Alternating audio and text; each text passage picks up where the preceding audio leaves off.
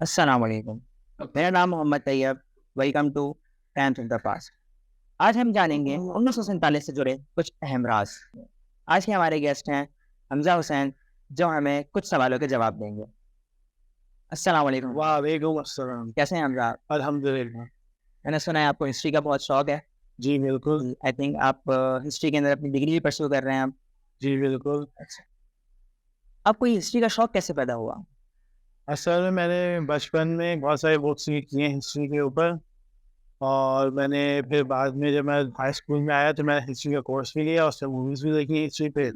For example pyramids کے بارے میں، ایجپشینس کے بارے میں، گریکس کے بارے میں، بیبلونیز کے بارے میں، پرشینس کے بارے میں، چائنیز کے بارے میں. ہسٹری سے جڑے جو کچھ جائنٹس ہیں وہ آپ کو ان کی اچھی نالج ہے.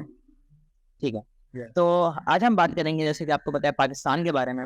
تو 1947 میں کچھ ایسی باتیں ہیں جو مطلب ہر رائٹر جو ہے اپنی اپنی باتیں لکھتا ہے. یعنی کہ اگر آپ ہر رائٹر کی الگ الگ بک اٹھائیں گے تو اس کے اندر تو ایک نے الگ بات کی ہے پاکستان کے بارے میں، ایک نے الگ بات کی ہے. تو میں آپ کی ان باتوں سے میں آپ کی رائے لینا چاہوں گا کہ مین وجہ کیا تھی یہ پاکستان اور انڈیا کے الگ ہونے کی. لوگوں کا کلچر تھا، لوگوں کے رہن سہن کیا، مطلب مجھے اس بات میں اتفاق نہیں ہے کسی سے.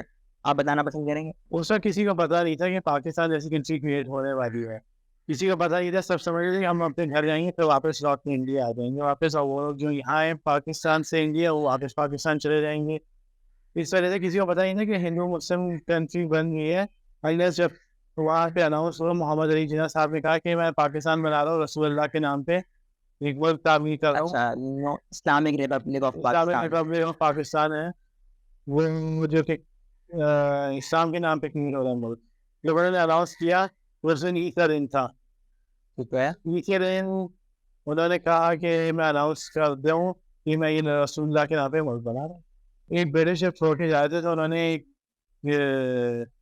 الگ سے انہوں نے کہا کہ ہمیں نہیں پتا کیا ہوگا. تو انہوں نے کہا کہ گاندھی گئے، انہوں نے فائٹ کری، وہ چاہے تھے سب مسلمان ہندو ایک ہو کے رہیں، لیکن ایسا ہو نہیں سکا کہ برٹشرس کی پالیسی تھی کہ ڈیوائڈ اینڈ رول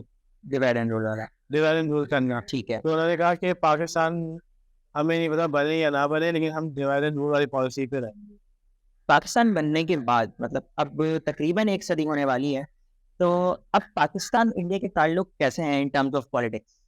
گائے ان کی ماں ہے، وہ کہتے ہیں گائے ہماری ماں ہے، تو ہم گائے کا گوشت نہیں کھاتے اور گائے کو جبا نہیں کرتے. That's a religious point. جیسا ریلیجیس پوائنٹ ہے.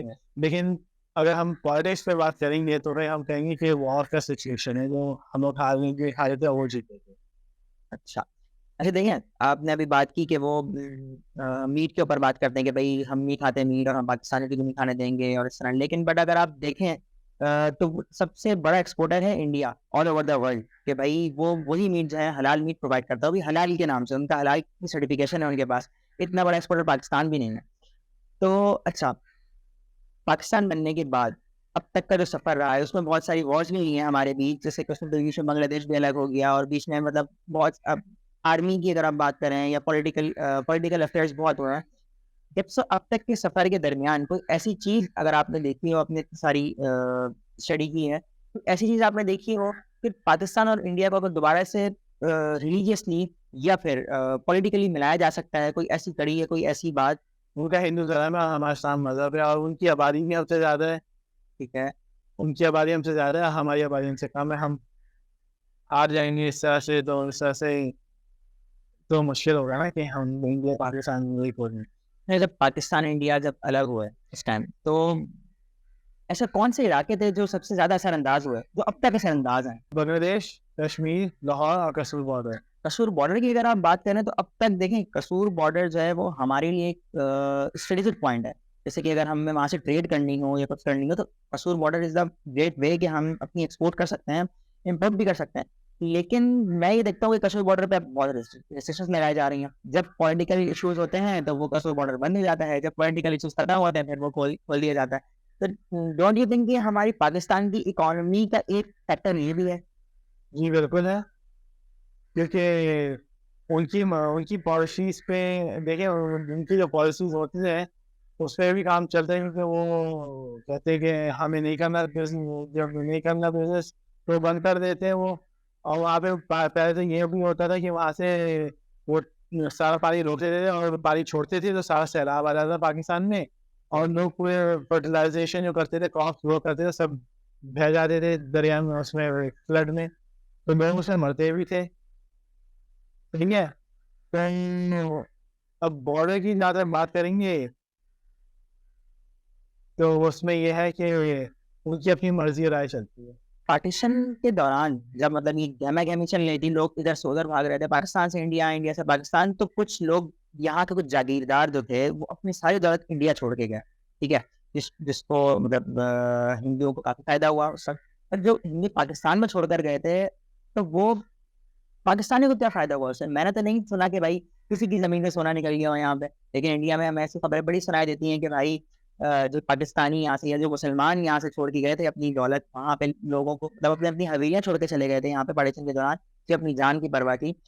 यहाँ पाकिस्तान अगर पाकिस्तान की बात करें तो यहाँ पे कोई ऐसी कहानी अगर आपको बताओ। देखें, उस वक्त लोग समझ ही रहे थे कि पाकिस्तान बच जाएगा, क्योंकि लोग बस आ रहे थे इधर और जा रहे थे इंडिया।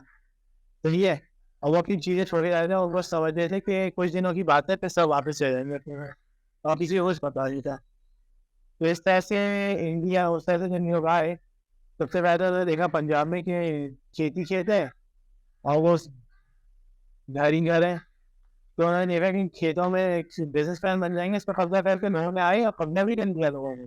और उस जमाने में लोग बताते भी नहीं थे और इनको सिर्फ पेपर्स होते थे उनके पास, और असल में लोगों ने अपना नाम भी बदल दिया था, उसमें लोग चौधरी से सैयद भी बन गए थे, और सैयद से लोग पर कहाँ पहुँच गए थे। लोगों ने मुसलमानी नामों का भी फायदा उठाया, आप कह रहे हैं? और जी बिल्कुल, बहुत फायदा उठाया उस चक्कर में, और खूब उन्होंने नोटमारी भी करी थी। बिल्कुल, यहाँ से जो ट्रेन जाती थी उसमें लोगों को लूट लिया करते थे जब पार्टीशन हो रहा था, और उस वक्त तो लोग अपना यहाँ से नकल मकानी कर रहे थे। मैं इस बात पे कभी कभार हंसता भी हूँ कि 1965 की जंग हमारी किताबों में हम जीते हैं, उनकी किताबों में वो जीते हैं। बीच में एक सोशल मीडिया पे मैंने एक वीडियो देखी थी कि वहाँ पे जो उनकी किताबें पढ़ा रहे थे, जो उनकी स्टडीज थी, जो हिस्ट्री की उनकी बुक्स थी, उसके अंदर उसमें लिखा हुआ था कि 1965 की जंग इंडिया बहुत जोर और शोर से जीता, जिसका जश्न जो है दूर दूर तक मनाया गया। तो इस बात आप कितना इत्तेफाक करते हैं? जब 1965 की जंग हुई थी वो सब पाकिस्तान जीता था, इस बात की गवाही तो ब्रिटिश भी देते हैं। ठीक है, मैंने ये सुना था कि जब यहाँ से लोग माइग्रेट कर रहे थे इंडिया की तरफ और इंडिया से यहाँ माइग्रेट कर रहे थे, तो पाकिस्तान से जब सेपरेट हो चुका था तो पाकिस्तान से इंडिया जाने वाले लोगों को जो है ना कुछ नहीं कहा जा रहा था, ना उन पे कोई रिस्ट्रिक्शन थी ना कुछ थी। लेकिन जो इंडिया से माइग्रेट करके यहाँ पर आ रहे थे, तो यहाँ कुछ सिख जो थे, जैसी ट्रेन रुकती थी, ये लोग रास्ते में थे जब बॉर्डर क्रॉस कर रहे थे, तो उनको जब बेदर्दी से कत्ल कर दिया जाता था। और यहाँ तक कि मैंने सुना जो मुसलमान इंडिया से यहाँ माइग्रेट कर रहे थे पाकिस्तान, तो वो उन्होंने अपनी मीटिंग के सिर्फ विजन बचाने के लिए कि वहाँ पे सिख जो है वो मार देंगे इनको, हिंदू लोग मार देंगे, उनकी इज्जतें लूट लेंगे, अपनी बेटी को कुएं में डाल दिया था। क्या ये बात सच है? देखिए, बात ये है कि जब लोग मुसलमान जब ट्रेन पे चले थे और जो ट्रेन चली थी पाकिस्तानी तरफ, तो उस वक्त जब ट्रेन वहाँ जाके रुकी थी लाहौर में, उस वक्त सिखों ने मार दिया था, मारना शुरू कर दिया था, कत्ल करना शुरू कर दिया और ट्रेन वापस भेज दी थी इंडिया, क्योंकि वो चाहिए था कि अपना इलाका दें और मुसलमान इस इलाके बसे और वो वहाँ जाएँ। वो कहते थे कि हम यहाँ पे सदियों से बसे, क्योंकि गुरु नानक भी यहाँ पे पाकिस्तान में है, इस वजह से वो कभी भी नहीं चाहते थे कि पाकिस्तान छोड़ के जाएँ, वहाँ पे जाके बसे इंडिया। एहतदाम में मैं एक सवाल करूंगा आपसे कि पाकिस्तान इंडिया के रिलेशंस को बेहतर करने के लिए, लोगों की सोच को एक करने के लिए आप कोई राय देना चाहेंगे? देखिए, लोगों को पहले अपने आप की इस सोचने से निकलना पड़ेगा ना कि पहले कि हमारा हिंदू मज़हब ज़्यादा है, इंडिया में हिंदू मज़हब ज़्यादा ऊंचाई से माना जाता है और पाकिस्तान ज़्यादा ऊंचाई से माना जाता है। तो ये इन दोनों की अगर इस पॉलिटिक्स में से निकलेंगे, जैसे कि हिंदुज़्म ज़्यादा बड़ा है, इस्लाम ज़्यादा बड़ा है, अगर ये दोनों एक होने को सोचें तो पहले तो इन लोगों को चाहिए कि कैसे अपने अंदर से जेलसी निकालें, हेट्रेड निकालें मज़हबों के बारे में, और लोगों के बारे में क्लियर कैसे करना चाहिए, लोगों के बारे में बेहतर कैसे सोचना चाहिए। लोगों की उनकी थिंकिंग पे डिपेंड करता है, उनके एक्शंस पे डिपेंड करता है कि वो क्या करते हैं, क्या सोचते हैं। जब ये चेंजेस आएंगे, उनमें मोहब्बत पैदा होगी, तो देखें भाई क्या नया नतीजा निकलता है। बहुत शुक्रिया हमजा आपका मालूमात फराहम करने के लिए। इंशाल्लाह एक नई वीडियो में फिर से हाजिर होंगे। तब तक के लिए खुदा हाफिज from Times of the past.